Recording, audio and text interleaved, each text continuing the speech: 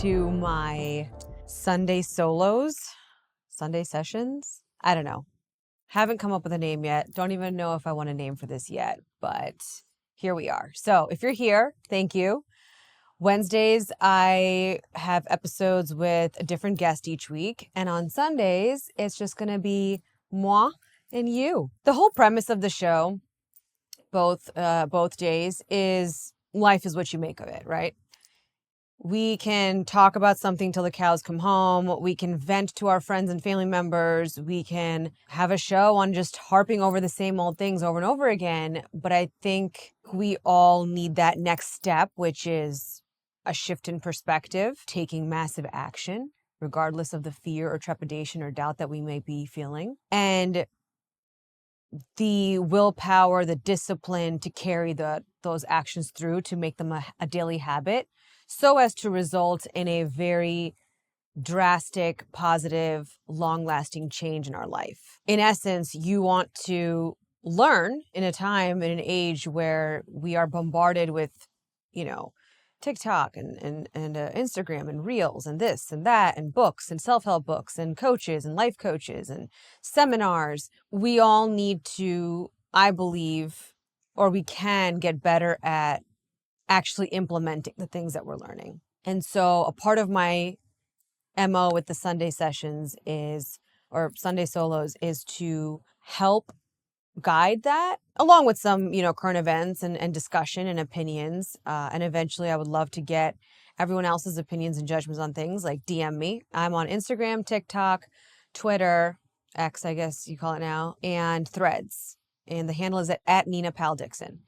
And I would love to have a open conversation, questions, answers type thing. And maybe someday we can do lives together. The gist is to get us to, first identify the issue, and that'll be the topic. And then to understand. I'm a firm believer that when we understand something about a topic, about a situation, about an event in our life, or about ourselves, we are better equipped to get out of this victim mentality and step into this empowered role, where when we understand something, we're more apt to do something about it and change it. It's simple things, I have to understand why, or I do now understand, to give you a personal example.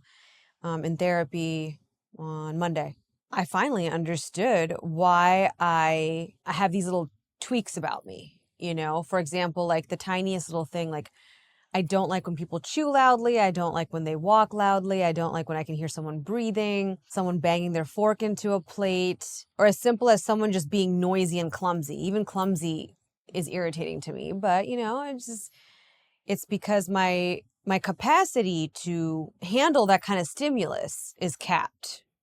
That doesn't mean it's capped forever.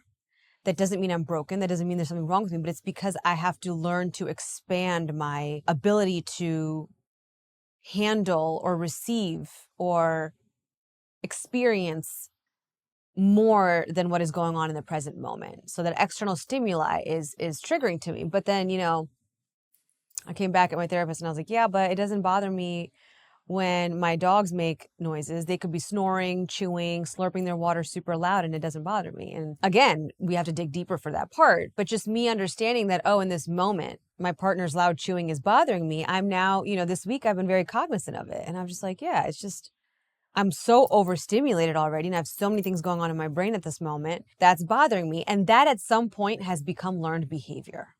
Something may have triggered it in my childhood, and now I'm always reactive to it. But it stems from, my brain and my body have learned that this is how I react. This is how this thing makes me feel. So I think that it continuously makes me feel a certain way. But now that I understand that, I realize, well, that's up to me, right? I can change this. I can, in that moment, be like, okay, Nina, just one word, expand, allow, flow, don't resist. And that external stimulation is not so triggering anymore, And so it's about understanding, then taking the action to implement these new behaviors, shattering your limiting beliefs and perceptions about things, and hopefully having a much more fulfilling, happy, centered life, so to speak. So that's the whole point of my Sunday solos.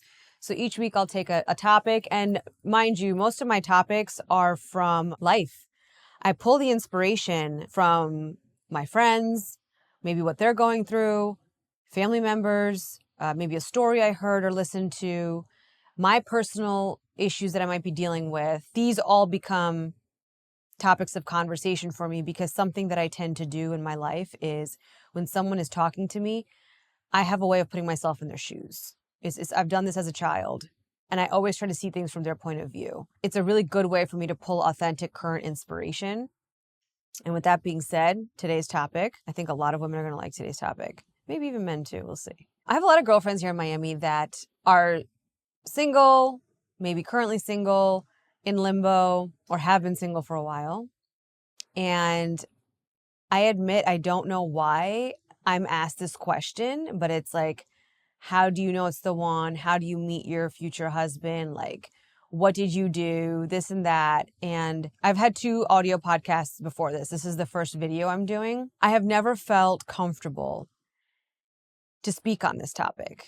And I now realize, I think somewhere I didn't feel like, why should I? It's happening so much now that I feel as though, like, okay, I should talk about it, and I should, again, take action and push myself and expand myself to do things that maybe make me doubt myself, or I get like fearful about it. And, we can go into imposter syndrome with this topic, but this is not about me right now. So I decided I'm going to talk about this, and I'm going to use this as my first topic in my first episode on a Sunday. Also because I've been there before. I have a really specific moment in time that I thought about before I prepared for this episode. It was several years ago, but I know what that feels like. I know how scary it can feel sometimes when you feel you might never meet the one and you might have to do life alone. I know what it feels like when everybody in your, circle of friends is getting married or having kids and you don't even have a boyfriend. I know what that's like. I know what it's like when you feel as though you've been really putting yourself out there, but just it's not being reciprocated, or you're just not into everything that's coming forth. So you struggle between settling and holding out for the right person. And then that fear of like, well, you'll be forever alone if you have this long list of prerequisites to date you. It's an interesting moment in life that I think most of us experience. It's an interesting time, but I'll tell you this, you grow a lot from it. And not to scare you or give anybody more doubt or fear, anxiety over this topic, but I think one of the most important decisions you can make in your life is the partner you choose, because that's going to determine the quality of life. That's going to determine the trajectory of your life. That's going to determine physical, mental, emotional, spiritual, financial, any area of your life that you could think of, with your partner, with a husband. It's intertwined. It's there. You're not 2 people, you're one sometimes. And for the ones holding out, please keep doing so, because you'll know when it's the right person. For those settling, I hope you have a little bit of a change or shift in perspective after this episode. And for the ones who think they're going to inevitably forever be single, I promise you won't. We're built in pairs. Whatever you believe in, God, universe, whatever, you were made in pairs. You and your other significant other were made together to experience life. It just hasn't happened yet. But I promise you, he or she is absolutely here. Okay, so how to find a guy in 10 days. No, I'm just kidding. This is going to take longer than that. If I were to start dating again, well, let's start with geographically. Because I'm in Miami, I always hear Miami, it's like so hard to date in Miami, and like there's no good guys in Miami, there's no good girls in Miami, they're all gold diggers, blah, blah, blah. Okay, let me start right there, because I just caught myself. This is strictly for women. When I say I'm talking from a woman's perspective, because I'm thinking about myself when I was single years ago. And 2, I don't think it's a Miami issue. I firmly believe that Chicago, Philadelphia, St. Louis, Los Angeles, Texas, I think this problem is everywhere. I can't speak for other countries, but I can speak for here. And I think it's just the time we're in. We have a lot of external stimuli right now. We have a lot of options. You don't have that authenticity, that authentic serendipitous time with somebody. You don't have room for those moments anymore. They're far and few between. You know, it's almost like going to the grocery store and picking what you want or buying what you want. In this scenario, it's like we have dating apps, right? You like pick what you want, and sometimes it works, sometimes it doesn't. We have social media. You see what the other person wants you to see, and then based on that, you make your initial judgment, and then you reach out. It's different, you know? And with that comes a lot of uncharted territory, I think, for the human emotional component of us. It doesn't leave a lot for curiosity sometimes. You kind of think that you know somebody just by scrolling, and then you either pursue that person or you don't. But if you don't, it's because you think you know them now and it just wasn't your vibe. For me, personally, not in the dating aspect, but just getting to know people, you know, I have completely thought someone was someone else just based on their social media. And then when I met them, they were completely entirely different. Now, sometimes that was a good thing. Sometimes that was a bad thing. The point is that it's the time that we're in. And I don't think that we should be blaming where we're living or where we are. I don't think geographics is like 90% of the problem at all. Maybe 5, maybe 10. We can hold ourselves a little bit more accountable than that, I feel. We don't need to be blaming any external situation for why we are single or can't find somebody. And I say this with love because, again, when you're in an empowered state, you are more apt to take actions that can lead you to your desired result or goal, as opposed to blaming something outside of you and not taking accountability for what you could be doing differently or how you could be seeing things a little differently in the current state that you're in. So if I was single, I would first and foremost cut off all communication with the ex, the guy in limbo with me, or the guy that I'm currently dating. I see this happen a lot where women tend to keep men on the side. And I know men do this a lot too, but let's stick to the women right now because that's what the topic is. And I don't think it works as well as when men do it. And I think it's because women are built differently emotionally. You know, when we're invested, we're invested. We never half-ass a lot of things. When we're there, we're there. And with that being said, you're holding on to that ex out of a fear. My question is, and I'd like to challenge you on this, is what is your fear? That if you let him go, you're going to be alone? But if you stay with him, you still feel alone and you're still unhappy. Is losing him actually a fear that you should be fearing? Is that like a loss or is that a gain? I have a difficult time understanding when females do that. I think that you block your energy by doing that.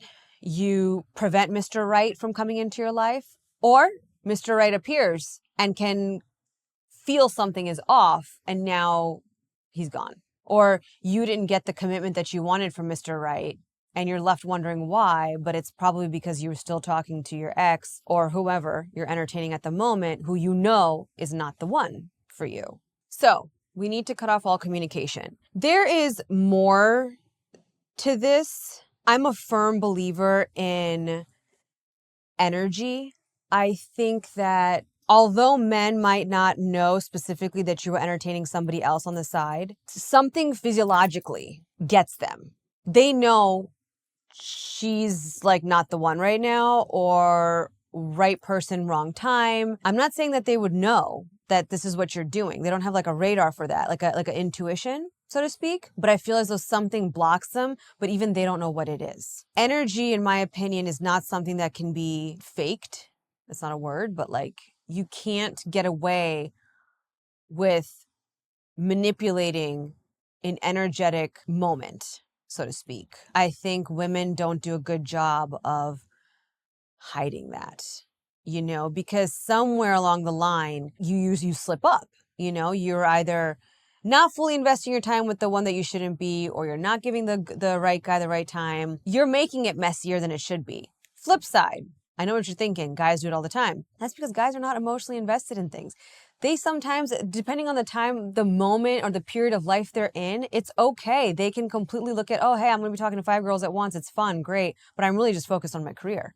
They're geared differently. They're wired differently. They think differently. It's not the same. Like a guy can be calling this girl, sending her presents, doing the same thing with the other one, telling the other one he's hanging out with her. And then like the next day he'll hang out with this one. Like they can keep up on those things mostly when it's on the surface. Women, I feel, tend to want different things than men. Case in point, you're most likely listening to this episode because you are desiring Mr. Right. You're looking for a husband. You're looking for a partner. you're looking for your lifelong partner and you're wondering like, where is he and how can I find him? You're desiring that. If you're not desiring a partner or a husband, then you're not really worried about looking for Mr. Right. But 9 times out of the 10, it's females first who look for that. Men, a little bit later when they get a little bit more mature, which is all scientific, it's biology, it's not their fault, tend to look for those things after they've made it or when they feel settled or when they feel ready. Everything before that is a little bit on the iffy side. Again, these are like, I'm making very big blanket statements, but understand there's always exceptions. So I would cut off all contact with your ex or whomever you're entertaining at the moment that you're sure is not the one for you, because you are blocking your own blessings at this time. You're not being you. And why would you ever want to start something on the wrong footing or having the energy of that wrong guy in your life to begin with? There's another component to this. Are you not confident in yourself? Are you not okay with yourself? Is it not okay for you to be single? Is there something wrong with being single? I don't think there's anything wrong with being single. I think single is a beautiful time, and I'm going to explain that. And it's a perfect time for you to focus on yourself, because let me tell you something. When you get married, your time is not your own anymore. Your life is not your own anymore. Have to consider another person's feelings and emotions, and you have to blend your lives together and your schedules together and everything. Like, things change. And there's no time, like me just sitting here thinking about it, there's no time like back when, I was dating or I was single. Like, you're living for you. And it's an experience. And for most of us, it's not forever, because we do eventually want to get married and settle down. So enjoy it. If you listen to mothers talk on interviews and podcasts, I compare it to that. It's just like, it never goes back to being the same, right? Like, your time is not just yours anymore. But you do think about those other times of your life when you were younger and you could just rot in bed all day if you wanted to. You could go out and party and stay out till 5 or 6 a.m. and then the next day have no responsibilities and no one's judging you for it. You went and spent holidays with your family and friends. You didn't have to do like, oh, I'll go here this year. No, I don't want to go here. I don't want to be with your family. Things are different. And I know that we're always in a rush to get to that next step and to grow up and have all those grown-up things, but I would say just have fun.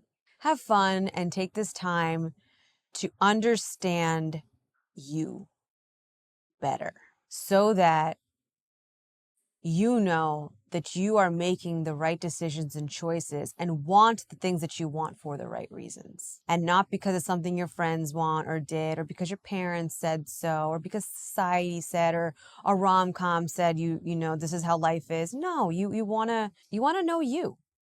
And there's no better time than when you're single to get to know yourself better, to get to improve on yourself, to shatter any limiting beliefs you might have, to create new habits that could set you up for success in not just your dating life and your love life, but also in other areas of your life. Your life is not just a relationship. It's not just a husband. It's not just that partner. It's more than that. It's beyond that. And don't forget to look around your life right now and count the blessings and the people and the things that you have that you once wished for at some point as well. Like, that's just one area of your life. It's not the whole picture. So we're going to cut the guy out. All right. The second thing, I would take a solid, and not I did do this actually. When I was living in Philadelphia, I took a solid 3 to 6 months and I told myself, I'm not going to date anyone.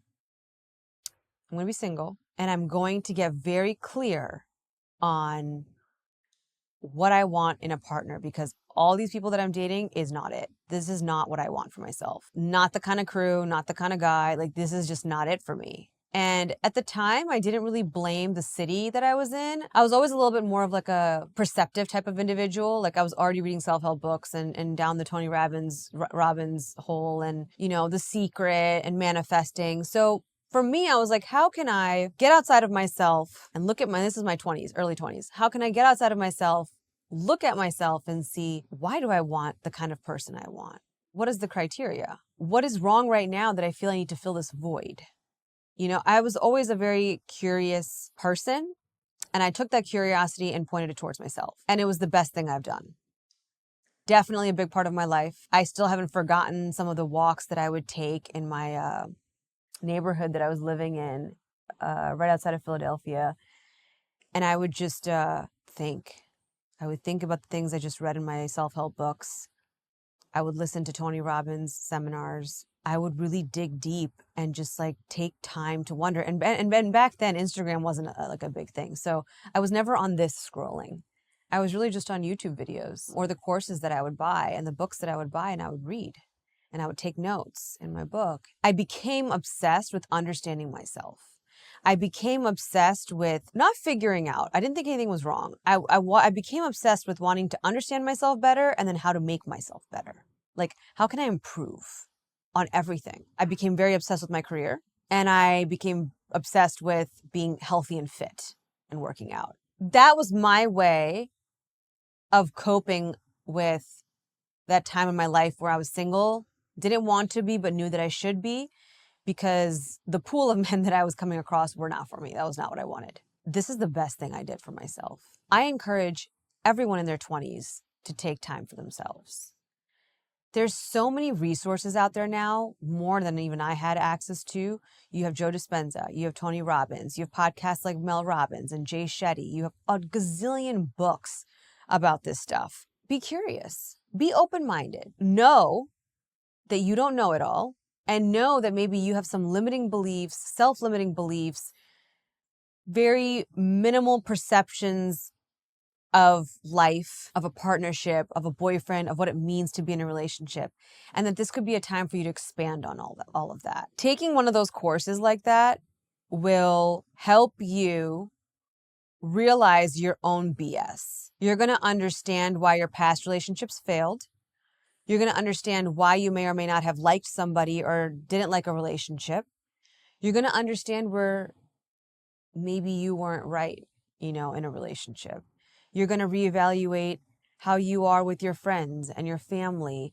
You're going to understand that there is a relationship, not just with you and a boyfriend and a partner or a girlfriend, but you're going to understand that there's a relationship that you have with yourself. There's a relationship that you have with your place in this world. It goes deeper. It goes beyond the things that I think most 20-somethings even know or understand. And I think being single is one of those moments where you can dig deeper, knowing that this is only going to help you get clear on your future. It helps you recognize negative patterns.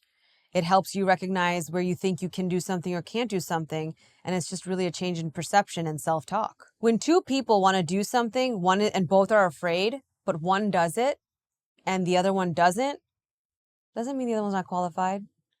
They both can do it. It's just one pushes past the fear. One understands that what I want is on the other side of this. And I'll do whatever it takes to get there, even feel uncomfortable. And I think being single is one of those things just too, is you have to be able to sit with it. Sit with it. And in addition, turn it into a moment in life and time where you become the best version of yourself, AKA the best partner. You're asking for a great partner. You're asking for like that God-sent man or woman in your life. But are you going to be that God-sent person for them? Are you self-aware enough and mature enough to be that good for them? Or could the universe send them in your life and you would fumble that ball? Something else I would focus on, health and fitness. I'm aware that Miami's a little bit on the upside of this. Like, everybody works out, everyone's fit, everyone's healthy. It's like a norm. It is what it is. But in other cities across America, it is not the norm. And in other countries, it's certainly not the norm. You want to be healthy. You want to eat the right foods. If you need help with that, you get a nutritionist, you get a coach, you learn, you get better. Make the right choices, make the right decisions. Fitness is one of those things where I do it. I used to do it for vanity. I do it now to show my brain and body that I can do anything, that I can do the hardest things. That in turn sets me up for the rest of the day, and I tackle anything after that. The days that I don't work out, I feel it. I'm a little bit lazy. I'm a little bit like, oh, since I didn't work out today, maybe I just take the whole day off from life itself and just chill. A good fitness routine really programs and primes the brain, the body, the nervous system, and your emotional state that I can do anything. Anything I put my mind to. It trains you and it makes you disciplined. If you go to a workout class, you're held accountable for showing up. If you go and make friends at the gym, you're expecting to see one another. And if you're not there, they'll be like, oh, hey, we haven't been here in a week. These are little tweaks in life that I feel as though can really help build you, build your character, build your morals, and build your values. And there are actions that make you feel good about yourself because you did something for yourself. You learned how to put yourself first. And these have a long-lasting life effect forever in your life. For me, I started working out when I was in my early 20s. I'll never stop. It is a part of me. It is a time for me to step away and be present in the moment with just me and my body and being grateful. It's a time for me to do breath work. It's a time for me to be aware. I'm not thinking about other things when I'm working out. I am just there being present in this physical body in that very moment. To have that controlled power of attention in the now is such a luxury these days, but a very, very necessary skill that will take you from here to here in any area of your life, including a successful marriage, including a successful relationship, successful career, promotion, a better quality of life, more fuller experiences. Like when you're with your friends, you're with your friends. Because you're training your brain to be in the moment, you will always be in the moment with whatever you're doing. I am very much against multitasking. I think when you're a multitasker, you are just throwing your nervous system into overdrive. It's too much stimuli, and you're not doing everything to its 100% capacity. Everything's getting a little piece of you. I understand that certain points in our life and phases, such as mothers, you have no choice but to multitask. But for people who are not moms, I think that you do have the luxury to learn how to unlearn multitasking and be like, when I'm cooking, I'm cooking. When I'm cleaning, I'm cleaning. When I'm working, I'm working. When I'm working out, I'm working out. And when I'm watching TV, I'm watching TV. I'm not picking this up and scrolling. I'm not scrolling when my partner's talking to me. These are very little minute details, but I think that they make or break a relationship. They make or break a marriage. These are things that people like me, when they're married, people go to counseling for these things. So I'm trying to point these things out now so as you can attract the best person for you, because you are becoming your best self. You get what you mirror. You mirror that. So whatever you are, you're going to mirror that in your partner. That's how this works. That's how the whole universe works. Okay. Another thing with health and fitness, you get to join a new gym. You get to make new friends. You might meet that guy at a gym. I mean, the possibilities are endless. And if you end up meeting new friends, they end up introducing you to new people. Maybe another guy that you would have never met. They introduce you to new restaurants, new places, new conversations, new things. All again, which will rewire your brain, make new synapses in your brain and body, thus forcing you to be present instead of constantly thinking about your ex or thinking about the guy that you don't want to be with or thinking about how you're single. All these things that I list today are tools to help you anchor yourself, not only to be a better person and have better habits, but also to help you be in the now. Things to anchor you in the now. I'm a big believer on this, that you have to change your environment whenever you have some sort of event in your life, a breakup, a divorce, traumatic happens in your life. Change your environment. And I'm not just saying your physical space. I'm saying, when I say environment, I mean your mental and physical environment. Do things that get you outside of yourself. Do things that make you forget about that one thing that you're so hyper-focused on and fixated on and upset about. And the only way you can do that is by changing your mental and physical environment.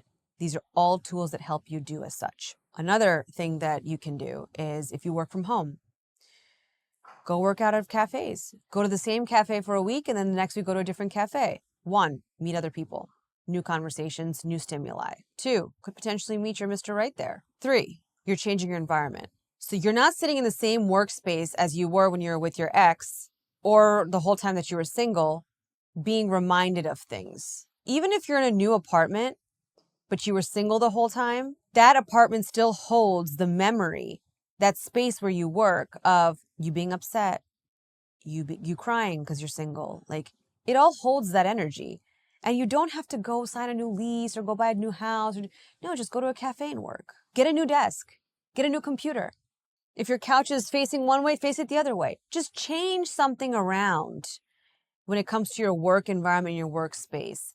That then gets you, you'll be excited to work the next day. You'll be excited to sit down and do stuff, and your mind will not revert to the old because your environment is different. You'll already step outside of your normal patterned thinking. Another thing I would do during this time of being single is I would actively seek out new groups of friends. Not because there's anything wrong with your current friends. I'm not saying not to hang out with them, but I would seek out new conversations new places, new things, new activities, new perspectives. Here's why. It is human nature, this is scientifically proven, that when you are meeting someone new, you automatically start to ask them questions and you want to know about them more and their life more. And so the focus comes off of you. You're not focused on yourself and the things that are missing in your life. When we're with our friends, especially us girls, we like to vent. We like to talk about the same thing over and over again, especially boy problems. That's not helping anybody. That's not going to bring you your guy or girl. That's not going to help you get over anything. That's just going to keep perpetuating things. And so you want to take this time to meet new people and expand your network, learn about other people, be curious, know that they can probably introduce you to somebody new that could be Mr. Right. But just take it as like a time to like not have the focus on you so much. Something else, which I did not do, but I should have done. Looking back, I should have done this.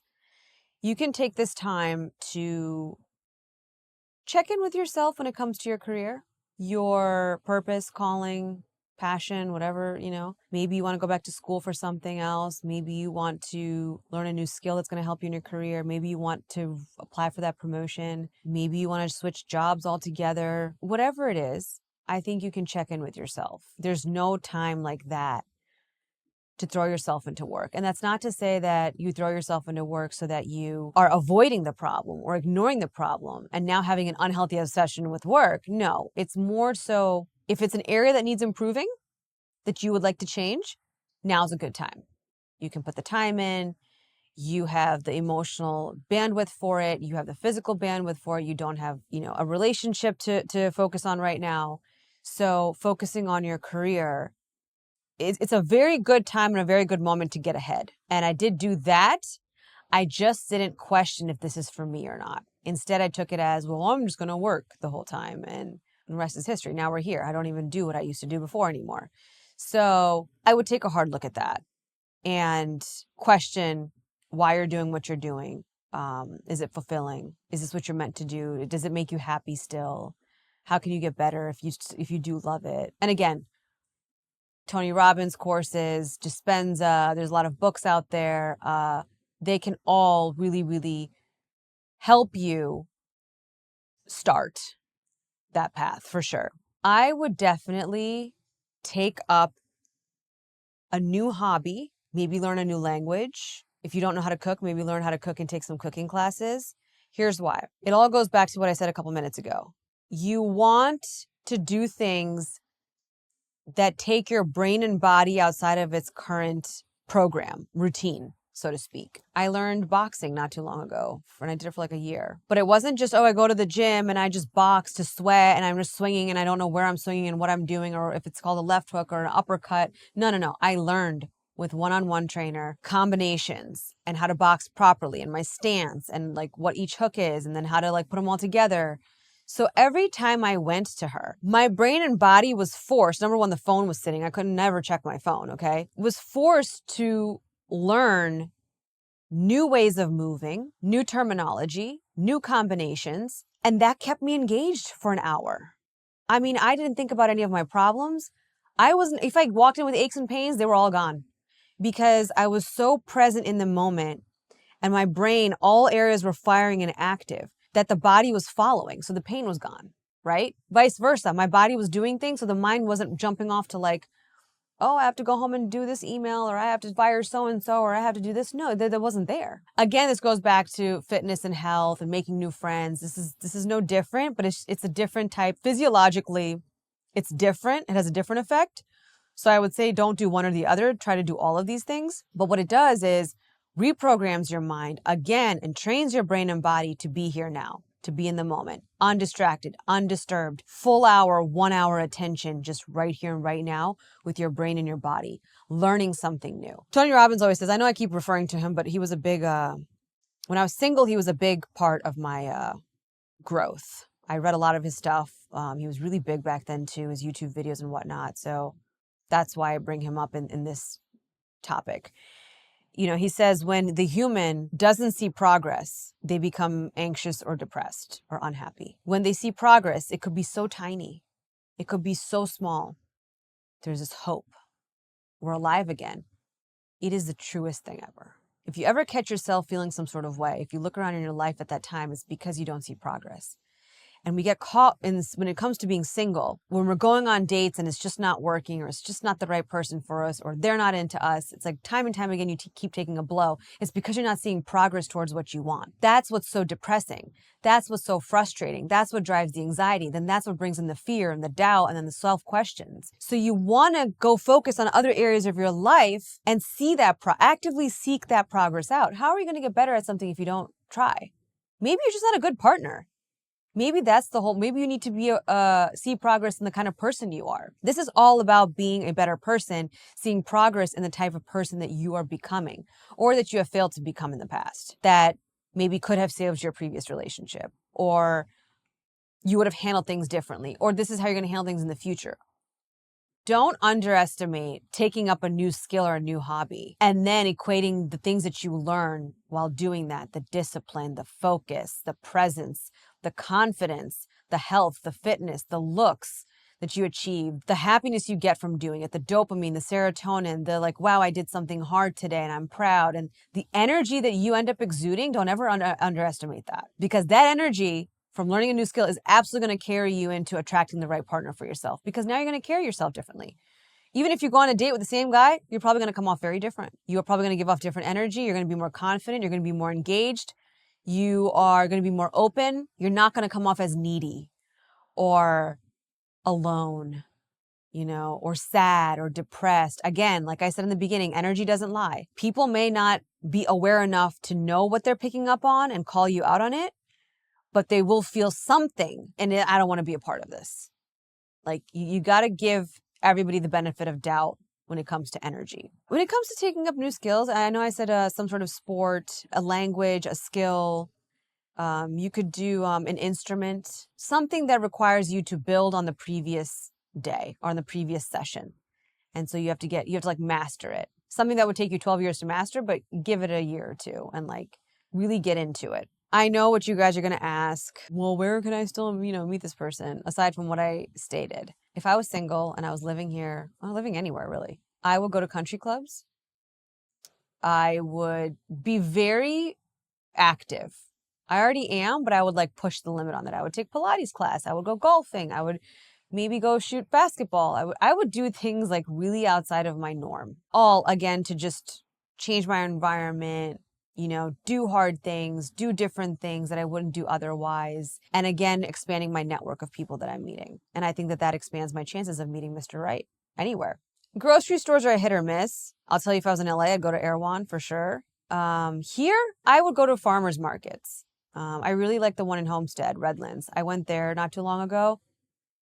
Definitely, there's a lot of young men there, let's put it that way. Actually, at a lot of our farmers markets, there's a lot of young guys at them here in Miami. Dog park, great one. Gym, farmers market, juice bar. Allowing your new friends that you've made, hang out with them and their new friends. Like, actually, if they invite you somewhere, don't shrug it off and don't say no, go. It might be scary, it might be intimidating, but go, because you could meet new guys that way as well. Coffee shops, cafes, and go solo. Girls, you don't have to run in packs, okay? I'll give you this. I'm the type of girl who never ran in packs. I have a small group of girlfriends and I keep it at that. But when I was single, I had no problem going places alone. I had no problem doing things by myself. Let me tell you something. A guy is more apt to approach you then because of the confidence that you exude. It's another psychological trick that I learned in one of the books that I was reading. And if you honestly put yourself in his shoes, are you going to approach a guy who's surrounded by all his guy dudes, or are you more apt to go up to a guy who's sitting by himself and you think he's cute? Another good place, I think, to meet people, and I say this because a lot of the times when we're traveling, some of us don't put any work into our physical appearance when we're traveling. Rightfully so. I'm one of them. I don't care. But if I was single, I would. Because there's a lot of people that you can meet on planes and airports. And I think that that's very serendipitous. Like, if you did see somebody and you shoot your shot, you get what I'm saying. Could you imagine? And then like one of you ends up moving like half across the country to be with this person that ends up being your future husband or wife. Like, What a story. Don't underestimate traveling. Don't underestimate airports, airplanes, other countries. When you're single and doing these things, you notice other people. But when you're with someone and you're with your friends and your family, you don't really notice, a single guy sitting at the bar or like someone in the plane. But when you go alone, you do notice those things. I definitely think it's a really romantic way of meeting somebody, to be honest. Okay, you do all these things. I promise you, you will find Mr. Right or Mrs. Right in 6 to 12 months. A little bit of my personal story here. I did get an email from Mr. Right 2 months into this whole scenario when I was doing this when I was single, right? I said, okay, 3 to 6 months, I'm not dating anybody. 2 months in, he emails me, and I'll save the story for another episode, but I stuck to my guns and I was like, you know what? If he's Mr. Right, he'll be around way after 6 months. And that was like a little bit of a test. I felt confident enough to do that in myself because I was already 2 months into doing all these things. And I was like, I can do this. I'm fine. I'm on a good roll right now. I feel really good.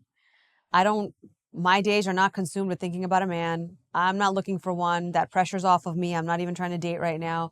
I'm just trying to become the best Nina I can be in my friendships, my family, my career, my health, my fitness. And I'm learning new things and doing new things. And this is good.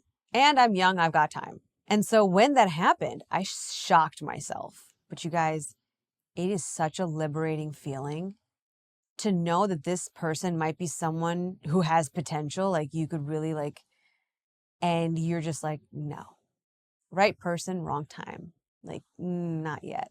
So anyhow, it was more than 6 months that I made him wait, and I am now married to him.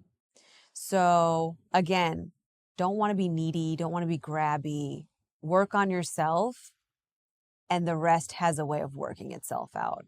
And that's not just for relationships, that's for everything really in life. I think you are the foundation. You need to keep that rock solid. You need to tweak that. You need to fix that all. You need to keep learning and unlearning and relearning and shattering limiting beliefs and taking massive action. And that bleeds into other areas of your life. And then you do get that dream life that you desire so badly. Something I would not do, and if you're doing this, then stop it. A pity party, comparing yourself to your friends, being sad that you're the one going to weddings and not that you're in weddings, but you're not like having your own wedding. Don't compare. There's nothing worse than a friend who's jealous or unhappy because of something they're going through.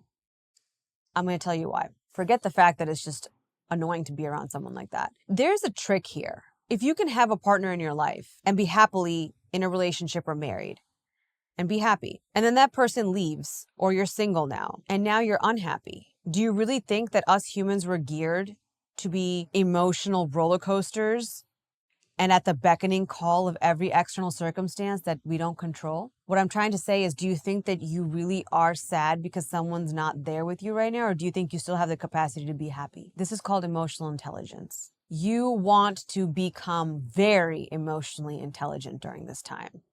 And this too, just like everything else, is going to carry into other areas of your life that are really going to have a profound positive effect. One of my biggest shticks is with myself and with people in my life is to be emotionally intelligent. Someone's presence in my life or absence in my life should not dictate my emotional state. That's not to say you don't get sad. That's not to say that you don't miss somebody. That's not to say that you don't want someone and there's like a gaping hole or a void that you feel. Those are all very valid emotions and perceptions. However, do you sit there for more than a day? Do you wallow in it for months on end? Do you let it consume you? Do you let it make you say no to invitations and just sit home and I eat ice cream and watch TV and say, poor me, poor me? Do you let it make you jealous or bitter towards your friends who are in happy relationships, doing things or getting married or having kids? Or are you emotionally intelligent enough to know that I can still feel and sense that level of love and romance and happiness just by witnessing these people in my life experiencing love? You have to be able to experience and pull those positive emotions when you see other people living the life that you want. I think when you see someone driving the car that you like, or getting married, wearing something that you would desire but it's too expensive, I think when you see things like that in the universe, you're close. I think those are signs that you're close. And I personally use those moments as, oh my God, I'm close, I'm close, I'm close. And I see them as, if he or she can do it, so can I. If she can find that love, so can I. I must be close. Okay. That's what it looks like. That's what it feels like. And she's crying, and then I'm crying, and I'm happy for her. To be able to tap into other people's happiness and enjoy it with them and be happy for them is extremely contagious if you allow it and don't have limiting, blocked beliefs or perceptions of, they have it and I don't. You never look at anything like that in life. At the end of the day, we're all energy. We're all one. We all are walking each other home, and someone else's happiness should be proof to you that you can have it too, that yours is coming too, because somewhere you are attracting this experience of, you want love, you're attracting the experience of being in a wedding where there's true love between two people, and you're witnessing that. There's nothing more beautiful than that. So somewhere in your world, in your mind, in your body, in your spirit, your soul, it knows that that's mine. It knows that it's coming for me. But your ego self can only see, oh, but I'm here and I'm single and I don't have a date and they're getting married and poor me, poor me. No pity party, no jealousy, no hate. Instead, be happy for other people, celebrate in their joys, celebrate in their love, celebrate in their successes, and really, really feel that from the bottom of your soul. And now you know what you're going to learn? You're going to learn the biggest lesson of all. You don't need that thing to be happy. You can always tap into those positive emotions. You can feel happy now. You can be in love now without your partner. You can feel successful now without that promotion. You can feel yourself being in that fancy car without having that car. That's how you get those things, is by feeling their presence in your life so strongly, or witnessing it, if it's not in your life, so strongly that you feel those good feelings. Because at the end of the day, why do you want those things? Why do you want a husband? Why do you want a boyfriend or a girlfriend or a wife? It's because you think it's going to make you feel a certain way. You won't feel alone. You'll have a companion. You'll have someone to laugh with and play with and joke with or build with. You'll have a sense of security. You can feel those things now if you let yourself. All it takes is practice and emotional intelligence and concentration and presence in the moment of now. Not something that you don't have in the future or something that happened in the past or your ex or this, but being now, grounded in the moment now. 2 more points. I don't know if this is a good thing to admit, but let's see if it comes out right. Years ago, when I was pretty young, I stopped putting anything else on a pedestal. And I think I learned this from the Secret video. I can't remember where, but whenever I want something or I have a goal or I desire, even if it's like something materialistic or even love, even my current husband, I never put anybody else or anything else on a pedestal. I have this perception or persona of, I'm on the pedestal and I can get anything I want. Why do I want that? Oh, because I want to experience XYZ. What do you want to experience? I want to experience creativity and flow. I want to experience the high of achieving XYZ. I want to experience driving around in a convertible car. Then while taking massive action, I feel those feelings. What does it feel like when the top is down on that car? What does it feel like when I'm with the man of my dreams and I just know that this is it and he's the one and I never have to worry about being alone again, and I'm planning a wedding and this and that. Like all those things is how I tackle each thing. But I never feel or think something is unattainable, unreachable. So it's not from a place of cockiness. It's definitely from a place of confidence. And it's a place of confidence in me that if I have a desire and my heart is tugging at something and I'm asking my questions as to why I want it, and those are valid to me, it's speaking to me, then it's just a matter of time that I get to experience those things. I don't look at having things. I don't look, I want, I get, I need. I look at it as an experience. Everything in life, I think as humans, we're here to experience life. You think you want money, but you really just want to experience financial freedom. You think you want a car, you just want to experience driving around a smooth ride or whatever it looks like, okay? You think you want somebody or you need somebody in your life? No. You want the experience of being with somebody, of being in love, and the emotions that come along with that experience. When you step back and can define that, which we can all define what it feels like to be in love. We can all express and define what it feels like to be successful or proud of ourselves or happy, feel financially secure. When you can do that and know it's an experience and put an emotion behind it and then feel it, you realize that getting the thing is really not the point. It's experiencing your journey to getting that thing and the person you're becoming, and then having the wisdom, the discipline, the right mindset, the adaptability, and the foresight to keep that thing. So you don't want marriage. You don't want to get married. You want a relationship, a partnership, a marriage that lasts forever, right? You are looking for a boyfriend. Well, I don't know how, depending on your age, looking for a boyfriend, but you're looking for someone who turns into a marriage. Most people, not everybody. Nothing wrong if you don't. You're not looking for particularly that certain kind of car, but you're looking for the experience that car gives you. But then you want to keep that car, right? Tomorrow, you don't want to go bankrupt and having to give that car up. So you always have to keep that in mind, that we put so much importance on that thing that's missing or that person that's missing, but it's beyond that. You're doing it so you keep it, so that it's a part of your life, so that it's something you foster, it's something you water, it's something you work at. It's not just a fleeting thing. But that's what happens to a lot of us, is that when we get those things and we're finally in that relationship, or we're finally married, or I finally got that car, it fizzles out. You don't think that, but then you get it, and then you realize, oh yeah, it's this is work.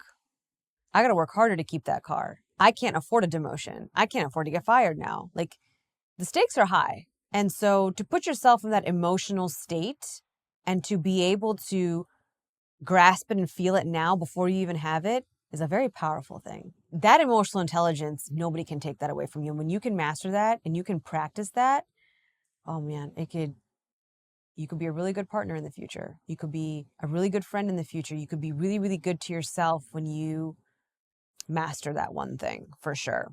There's moments, right? Life is ebbs and flows. This is my whole journey of being single was not all highs, okay? There's moments where you start to doubt and you start to get sad. I remember back in the day, there was a show called Eric and Jesse on E! And I was obsessed. I mean, that's the kind of love I wanted. They were one of those things on my vision board. I want a guy like that, and I want a marriage like that, and who's super supportive of everything and lets me do whatever. And if I say, let's jump, he's just going to say, how high? And it is what I attracted, to be very honest with you. It's funny because now that I'm talking about it, it's that's exactly what I attracted. But I used to feel those feelings of being in love while watching that show on repeat all the time. I was studying for the bar exam at this point. Gosh, the good feelings and the warm, fuzzy feelings I would get from watching it. I wasn't sitting there saying, oh, poor me.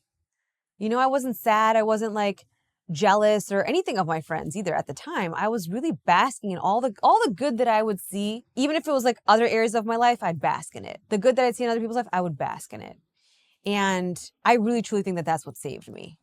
And over the years, I've gotten better at it. It's helped me tremendously in a lot of ways. I never look at other people and think, she's doing this and she's doing this and why me, or I can't do it, or this. It's always a possibility. I see possibilities. Everywhere I see the thing that I want and someone happy or someone successful, I see, wow, so can I.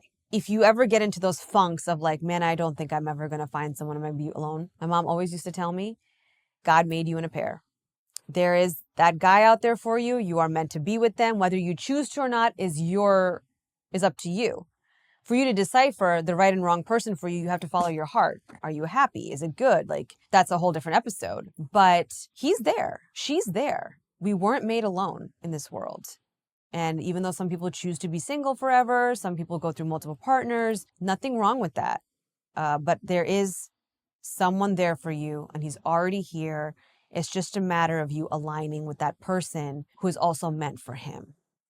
And that just requires you to become a better version of you. And I'm going to end this episode with a last point. I started off by telling you life is what you make of it. And we can talk about these things. We can harp on them. I can share my sappy, sad stories. You guys can think about yours, and, you can vent to your friends. Nothing changes if nothing changes, right? You have to go and do the inner work. You have to shatter any limiting beliefs. You have to step on any kind of doubt and fear. You have to take massive action, which taking massive action shatters doubt and fear. So I'm not telling you to mentally overcome this. I'm telling you to take action towards bettering yourself through some of the things that I shared today, which then in turn will make you very fearless. You won't doubt yourself. You won't doubt in your destiny with your Prince Charming or Queen. It's going to happen. You'll feel empowered. You'll feel confident. And most of all, you'll see that I actually improved and kept my life together and even made it better while I was single. And so imagine me with a partner on my side of how incredible I could make this life. And all along, it was up to me to do that. Just remember, life is what you make of it. Your perception, change it, take action, regardless of how you feel, scared, doubtful, fearful, whatever. And when you change by doing those things, your life has no choice but to change with you for the better. I hope you guys enjoyed it.